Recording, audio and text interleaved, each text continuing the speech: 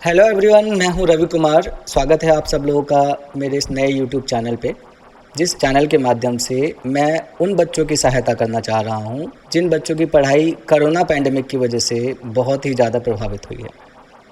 वो बच्चे ना तो विद्यालय जा पा रहे हैं और ना ही किसी प्रकार से किसी कोचिंग संस्था जा पा रहे हैं। इस चैनल के माध्यम से आप अकाउंट्स को बिल्कुल बिगिनिंग लेवल से लेके एक्सपर्ट लेवल तक सारी जानकारी हासिल कर सकते हैं। आज इस चैनल के माध्यम से हम अकाउंट्स के बारे में सबसे पहले स्टार्टिंग लेवल से सीखेंगे और आज के हमारे इस क्लास का जो टॉपिक है basic of accounts. Basic of accounts के अंदर हम लोग अकाउंट्स के बारे में डिस्कस करने जा रहे हैं। वो हैं अकाउंट्स क्या होता है, अकाउंटिंग क्या होती है और कुछ इम्पॉर्टेंट डेफिनेशंस जो जानना आपके लिए बहुत ही ज़्यादा ज़रूरी है अगर आप अकाउंट्स को अच्छे से जानना चाहते हैं। तो ध्यान से देखते रहिए मेरे इस चैनल को। तो सबसे पहले हम स्टार्ट करते हैं अकाउंट्स। अकाउंट्स क्या होते हैं? जैसा कि हम लोग जानते हैं कि अकाउंट्स के अंदर हम बिजनेस के बारे में होने वाले जितने भी लेन देन होते हैं उन सारे लेन देन को एक सिस्टमेटिक तरीके से इस प्रकार से लिखते हैं ताकि भविष्य में जब हम उससे कोई निष्कर्ष निकालना चाहें तो वो हम आसानी से निकाल पाएँ। जैसा कि हम सब जानते हैं कि व्यापार के अंदर पैसों का लेन देन होता है और पैसों का लेन देन इतनी ज़्यादा मात्रा में होता है कि जिनको याद रखना बड़ा ही मुश्किल कार्य हो जाता है। इसीलिए इसको याद रखने के बजाय हम बिज़नेस की किताबों में लिख देते हैं। तो वो जो किताबें हैं जिसमें बिज़नेस के सारे ट्रांजैक्शंस को, सारे लेन देन को एक सिस्टमेटिक तरीके से लिखा जाता है, उसको हम अकाउंट्स कहते हैं। समझ में आया? तो अकाउंट्स मतलब आप ऐसे कह सकते हैं कि अकाउंट्स वो सारी की सारी क्लासिफाइड्स किताबें हैं जिसमें बिज़नेस के सारे ट्रांजैक्शंस को इस प्रकार से लिखा जाता है कि उसको आसानी से समझा जा सके। तो अकाउंट्स 3 प्रकार के होते हैं। सबसे पहला जो अकाउंट है उसका नाम है पर्सनल अकाउंट, दूसरा है रियल अकाउंट और तीसरा है नॉमिनल अकाउंट। तो अब ये पर्सनल अकाउंट होता क्या है, सबसे पहले ये जानना ज़रूरी है। पर्सनल अकाउंट जैसा कि नाम से पता चल रहा है पर्सन, इसका मतलब है बिजनेस की जिन किताबों के अंदर हम पर्सन से रिलेटेड, पर्सन के नाम से रिलेटेड एंट्री लिखते हैं।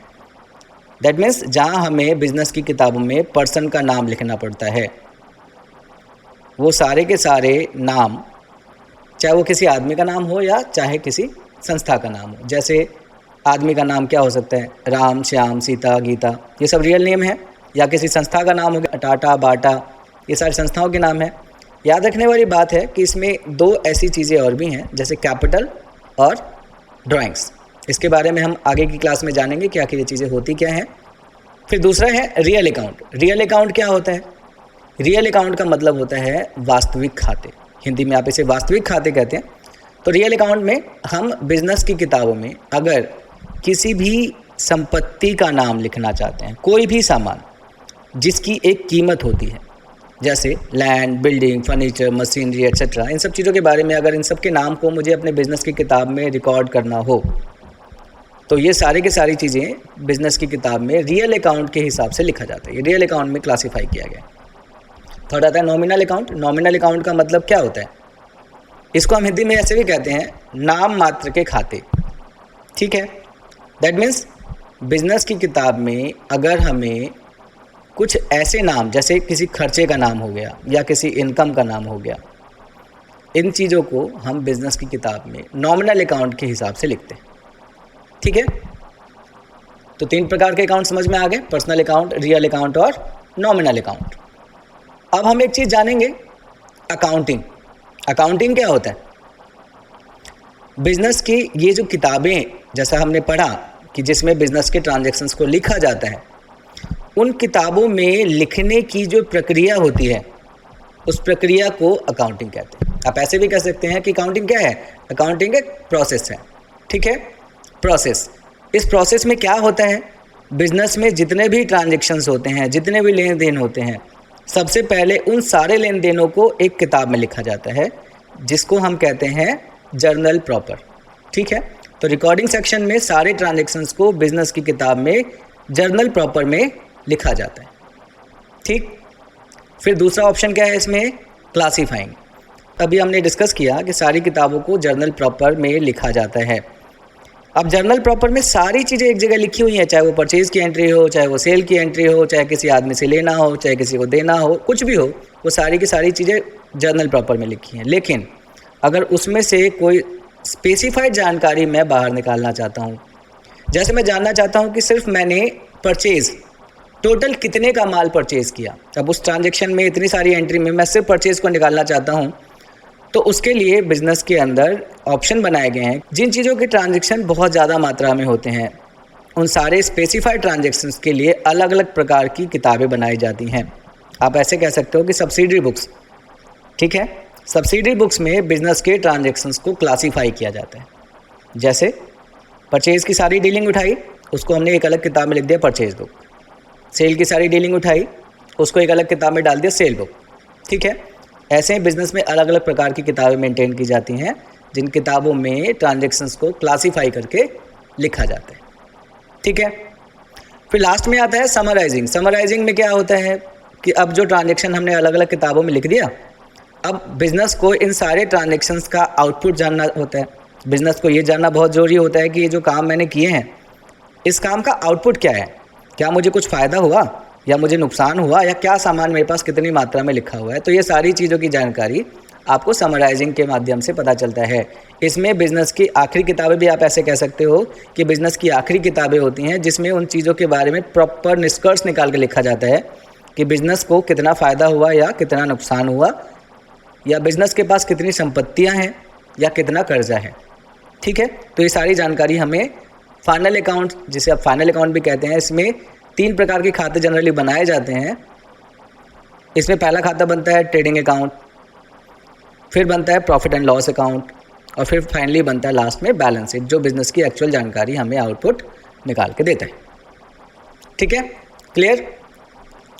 अब इसके बाद हम जानेंगे अकाउंट के गोल्डन रूल्स के बारे में। जैसा कि हम जानते हैं कि बिज़नेस के सारे ट्रांजेक्शन्स को सिस्टमेटिक तरीके से लिखना होता है। ये सिस्टमेटिक तरीके के अंदर जो भी चीज़ें बिज़नेस की किताब में लिखेंगे, उनको कुछ रूल्स के थ्रू अपनी किताबों में हमें लिखना होता है, ठीक है। ये सबसे इम्पॉर्टेंट टॉपिक है जो हर एक छात्र को अच्छे से पता होना ही चाहिए। इसे हम कहते हैं गोल्डन रूल्स ऑफ अकाउंट, ठीक है। इन्हीं रूल्स के हिसाब से हम सबसे पहला काम स्टार्ट करते हैं। जैसे हमने बताया कि सबसे पहला काम क्या होता है, जर्नल एंट्री बनाना, ठीक है। जर्नल एंट्री के अंदर बिज़नेस या जर्नल प्रॉपर के अंदर बिज़नेस के सारे ट्रांजेक्शन्स को लिखते हैं। तो जर्नल प्रॉपर जो है हमारा, उसमें एंट्री करने के लिए इन 3 रूल्स का इस्तेमाल किया जाता है, ठीक है। तो ये 3 रूल्स क्या हैं? जैसे सबसे पहले मैंने अभी आपसे डिस्कस किया कि पर्सनल अकाउंट। पर्सनल अकाउंट में मैंने क्या बताया था कि किसी भी पर्सन का नाम हो, चाहे वो रियल पर्सन हो, चाहे वो आर्टिफिशियल पर्सन हो, चाहे वो रिप्रेजेंटेटिव पर्सन हो, किसी प्रकार के पर्सन का नाम हो, तो वो पर्सनल अकाउंट के रूल के हिसाब से बिज़नेस की किताब में लिखा जाता है। अब पर्सन मतलब बिज़नेस की किताब में हम किसी भी पर्सन का नाम सिर्फ 2 वजह से लिखते हैं, या तो मुझे उस पर्सन से कुछ लेना है या मुझे उसे कुछ देना है, ठीक है। तो अब यहाँ पे ये चीज़ ध्यान रखना है कि हम पर्सनल अकाउंट में व्यक्तियों के नाम को लिखते हैं, ठीक है। जैसे राम से मुझे कुछ पैसा लेना है, तो राम वो व्यक्ति है जो मुझे पैसा देगा, ठीक है। तो जिससे मुझे पैसा मिलना है वो व्यक्ति मेरे लिए मेरा डेटर कहलाएगा, और उसको मैं अपने बिजनेस की किताब में डेबिट द रिसीवर के रूल के हिसाब से डेबिट के खाते में लिखूंगा। अगर मुझे किसी व्यक्ति से कुछ लेना है तो मेरा क्रेडिटर कहलाएगा, ठीक है। तो इसका रूल है क्रेडिट द गिवर, सिंपल। तो अगर किसी आदमी से मुझे बिजनेस के अंदर पैसा लेना है तो रिसीवर कहलाएगा वो मेरे लिए, अगर वो मैं उसको पैसा दूंगा तो वो मेरे लिए मेरा क्रेडिटर कहलाएगा, ठीक है। तो इसका रूल है debit the receiver and credit the giver. Second rule में हम सीखते हैं रियल अकाउंट। रियल अकाउंट का जो रूल है वो है डेबिट वर्ड कम्स इन। यहाँ वर्ड का मतलब होता है उन सारे सामानों के लिए, या आप ऐसे कह सकते हैं कि यहाँ पे हम बात रियल अकाउंट के अंदर किसके बारे में बात करें, संपत्ति के बारे में। तो कोई भी सामान, संपत्ति क्या हो सकती है, लैंड, बिल्डिंग, फर्नीचर, मशीनरी, सारी चीज़ें संपत्ति होती है, ठीक है। तो ये संपत्ति अगर हमारे पास आ रही हैं तो इसको डेबिट वर्ड कम्स इन के रूल के हिसाब से डेबिट और क्रेडिट वर्ड गोज आउट के रूल के हिसाब से क्रेडिट करेंगे। ठीक है, कोई भी चीज़ हमारे पास आती कब है? जब हम उस चीज़ को खरीदते हैं तब, और अगर हम उस चीज़ को बेचते हैं तो हमारे पास से क्रेडिट वर्ड गोज आउट के रूल के हिसाब से जा रहा है। ठीक है, तो यहाँ रूल अप्लाई करेंगे हम, debit word comes in, credit word goes out. Debit word comes in के रूल के हिसाब से हम परचेजेस को डेबिट की साइड में ट्रांसफ़र करते हैं, चाहे मैं गुड्स परचेज कर रहा हूँ, चाहे मैं किसी प्रकार की किसी संपत्ति को परचेज कर रहा हूँ। अगर वो सामान मेरे पास से जा रहा है तो क्रेडिट वर्ड गोज आउट के रूल के हिसाब से हम उसको क्रेडिट करेंगे। थर्ड आता है नॉमिनल अकाउंट। नॉमिनल अकाउंट में हम बात करते हैं उन सारे खर्चों की या उन सारे इनकम्स की जो बिजनेस में होते हैं। ठीक है, तो अगर कोई नाम हमारे लिए खर्चे को इंडिकेट कर रहा है, जैसे रेंट, सैलरी, कमीशन, डिस्काउंट, ये सारी चीज़ें ऐसी हैं जो किसी ना किसी के लिए उसका खर्चा होता है और किसी ना किसी के लिए उसकी इनकम। तो हमें ये देखना है कि हमारे लिए वो क्या है, हमारे लिए वो खर्चा है, हमारे लिए इनकम है। तो अगर हम इन चीज़ों के नाम को अपनी किताब में डेबिट साइड में लिखते हैं, दैट मीन्स ये हमें दिखा रहा है कि ये हमारे बिजनेस के लिए खर्चा है। रेंट, सैलरी अगर हम दे रहे हैं तो हमारे लिए क्या है? ये खर्चा। ठीक है, तो debit all expenses and losses के रूल के हिसाब से हम इसको अपनी किताबों में डेबिट साइड में ट्रांसफ़र करेंगे। और अगर यही नाम अपनी किताबों में मैं क्रेडिट साइड में लिख रहा हूँ, इसका मतलब क्या हो गया कि ये हमारे लिए इनकम है। ठीक है, तो credit all the income and gains के रूल के हिसाब से अगर ये चीज़ें हमें मिलती हैं तो हम इनको क्रेडिट साइड में लिखेंगे। क्लियर? अब इन चीज़ों को और अच्छे से समझने के लिए इम्पॉर्टेंट है कुछ इम्पॉर्टेंट डेफिनेशंस के बारे में जानना, जिसको हम अभी अब डिस्कस करेंगे। ये डेफिनेशंस बहुत ज़्यादा इम्पॉर्टेंट हैं। मैंने यहाँ पे उन डेफिनेशंस को पहले एक ब्रीफ नोट लिया है, जिसके बारे में हम अगली क्लासेस में और डिटेल में जानेंगे। इसमें से हर एक चीज़ अपने अंदर एक प्रॉपर डिटेल नॉलेज लेके चलता है, जो हम वन बाय वन करके चलेंगे। ठीक है, तो आज की क्लास में हम इसको पहले एक शॉर्ट नोट के तरीके से जानते हैं। ठीक है, जैसे सबसे इम्पॉर्टेंट है बिजनेस के अंदर कैपिटल। जैसा कि हम जानते हैं कि बिज़नेस को स्टार्ट करना है, कोई भी व्यक्ति यदि किसी बिज़नेस को स्टार्ट करना चाहता है तो सबसे पहले हमारे दिमाग में क्या आता है कि इसको स्टार्ट करने के लिए हमें क्या चाहिए? पैसा। ठीक है, एक चीज़ आप बिल्कुल अच्छे से अपने दिमाग में रख लीजिए कि जब हम बिज़नेस की किताबों में एंट्री करते हैं तो हम अपने आप को बिज़नेस के नज़रिए से देखें। ठीक है, यहाँ समझने वाली बात है, बिज़नेस में आपको सबसे पहले ये बताया जाता है कि आप इस बात को समझिए कि बिज़नेस और बिजनेसमैन दो बिल्कुल अलग अलग चीज़ें हैं। दोनों को एक सेपरेट एंटिटी का दर्जा दिया गया है। ठीक है, बिज़नेस अलग चीज़ है और बिजनेसमैन अलग चीज़ है। तो बिज़नेस की किताबों में एंट्री को लिखते समय हमें अपने आप को बिज़नेस समझ के चलना है कि हम बिज़नेस हैं।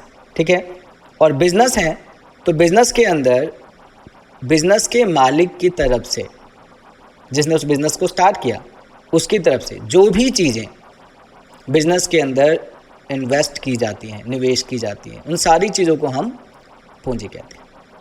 हिंदी में पूंजी और इंग्लिश में कैपिटल। ठीक है, इस क्लास को बनाने के पीछे मेरी मेन वजह है उन सारे बच्चों की मदद करना, चाहे वो इंग्लिश मीडियम से रिलेट करते हैं, चाहे वो हिंदी मीडियम से रिलेट करते हैं।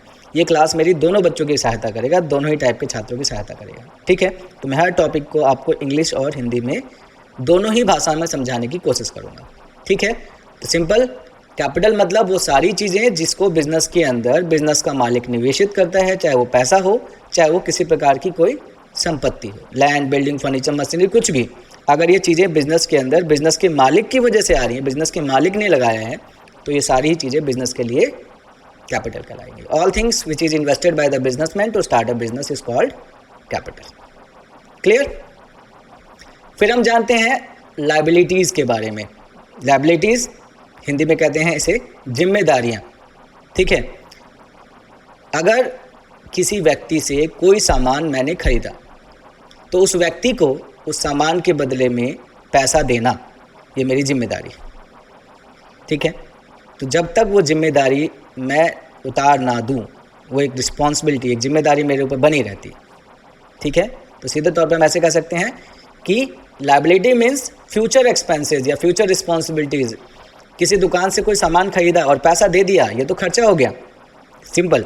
लेकिन अगर मैंने अभी पैसा नहीं दिया, मैंने उसको कहा है कि ये पैसा मैं आपको बाद में दूंगा, तो ये एक जिम्मेदारी हो गई कि मुझे बाद में जो टाइम मैंने उसे मांगा है उस टाइम पे मुझे उसको ये पैसा दे देना है। तो liability means the future responsibilities which we have to do for others. किसी के प्रति निभानी है तो वो जिम्मेदारियां हमारे लिए लायबिलिटी है। क्लियर? अब आती है बात हमारी एसेट्स की। एसेट्स मतलब इसको हिंदी में कहते हैं संपत्ति। तो एसेट्स का मतलब होता है वो सारी चीज़ें जिसको हम पैसे में वैल्यूएट कर सकते हैं। यहाँ इस बात को समझना बहुत ज़रूरी होता है कि किसी भी चीज़ को हम एसेट्स तब तक नहीं कह सकते जब तक उसकी मनी मॉनिटरिंग ना हो, उसको हम पैसे में वैल्यूएट ना कर पाएँ। Land and building, furniture, machinery, computer assets इसलिए हैं क्योंकि हम उसको पैसा दे के खरीद सकते हैं, और अगर हम उसको बेचते हैं तो भी हमें बेचने से उसका पैसा मिलेगा। ठीक है? तो इसकी एक कीमत होती है जिसको पैसे से खरीदा और बेचा जा सकता है। उस प्रकार की सारी वस्तुओं को हम एसेट्स कह सकते हैं। ठीक है? तो all type of valuable things which can measure in term of money, वो सारी चीज़ें जिसको पैसे में वैल्यूएट किया जा सकता है संपत्ति कहलाती है। लेकिन किसी भी आदमी की संपत्ति तभी है जब उस संपत्ति या उस सामान के ऊपर उस आदमी की ऑनरशिप है। ठीक है? अगर आपने खुद उसे खरीदा है, आपने उसका पैसा खुद पे किया है, तो ही वो संपत्ति आपकी है। अगर किसी से आपने वो सामान लिया है इस्तेमाल करने के लिए, तब इसका मतलब ही नहीं कि वो आपकी संपत्ति हो, आपकी नहीं हो गई। आप सिर्फ उसके यूज़र हैं, उसके ऑनर आप तब तक नहीं बनते हैं जब तक वो चीज़ आपकी खुद के पैसे से खरीदी गई ना हो। ठीक है? अब इसके बाद हम जानते हैं ड्राइंग्स क्या होता है। जैसा कि मैंने बताया कि बिजनेस और बिजनेसमैन दो अलग अलग चीज़ें हैं। तो बिजनेस का मालिक बिजनेस में जो भी चीज़ें लगाएगा, हमने जाना कि उसे क्या कहते हैं, कैपिटल। ठीक उसी प्रकार से अगर बिजनेस में से बिजनेस का मालिक अपने पर्सनल कंजप्शन के लिए कुछ भी निकालता है तो उस चीज़ को हम ड्राइंग्स कहेंगे। क्लियर? बिजनेस में से अगर बिजनेस का मालिक अपने पर्सनल पर्पस के लिए कुछ भी निकाले उसको ड्राइंग्स कहते हैं। अब बात करते हैं बैड डेट्स की। बैड डेट्स का मतलब क्या होता है? मैंने किसी आदमी को सपोज कुछ पैसा दिया या किसी आदमी ने मुझसे कुछ पैसा मांगा।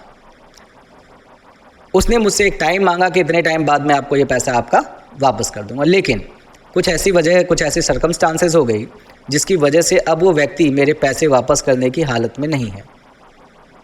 जैसे मान लो वो दिवालिया हो गया, अब उसके पास इतना पैसा है ही नहीं कि वो मेरे पैसे मुझे वापस कर पाए। तो इस कंडीशन में क्या करेंगे, हम उसके खातों को बैड डेट्स अकाउंट में ट्रांसफ़र कर देंगे।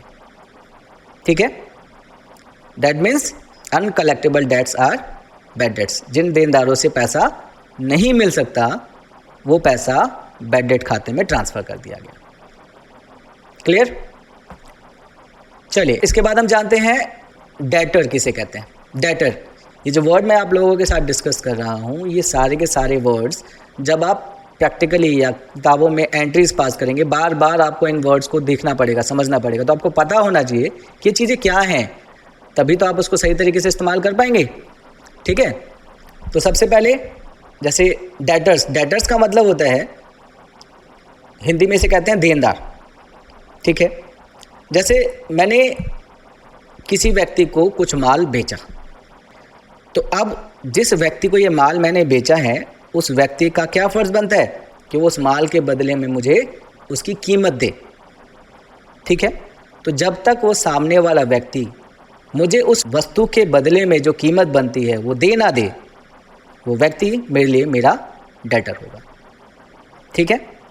या फिर किसी ने मुझसे कुछ पैसा मांगा और उसने मुझे कहा कि वो ये पैसा मुझे वो बाद में लौटाएगा, तो जब तक वो पैसा वो व्यक्ति मुझे लौटा ना दे तब तक मैं अपनी किताबों में उसके नाम को एज ए डेटर लिख के रखूँगा।